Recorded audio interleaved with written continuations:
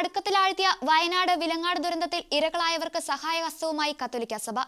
മേപ്പാടി പഞ്ചായത്തിന് പുറമെ പ്രളയബാധിതമായ വൈത്തിരി, സുൽത്താൻ ബത്തേരി, മാനന്തവാടി താലൂക്കുകളിലും ഉൾപ്പെട്ട 503 കുടുംബങ്ങൾക്കാണ് സുസ്ഥിര വരുമാനത്തിന് തൊഴിൽ സംരംഭങ്ങൾ ഉറപ്പാക്കിയത്.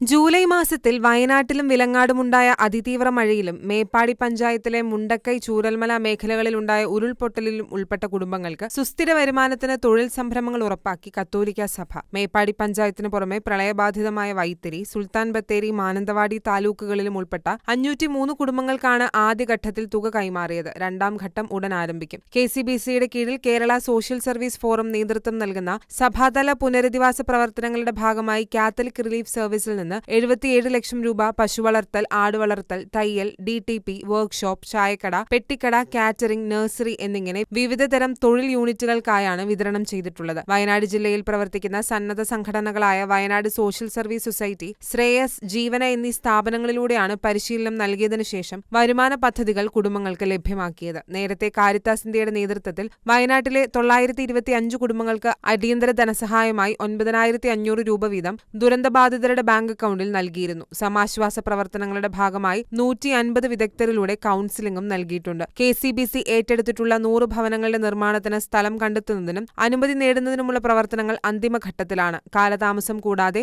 നിർമ്മാണ പ്രവർത്തനങ്ങൾ ആരംഭിക്കാനാകുമെന്ന് പ്രതീക്ഷിക്കുന്നതായി KSSF സെക്രട്ടറി അറിയിച്ചു. Church desk, Shekinah news.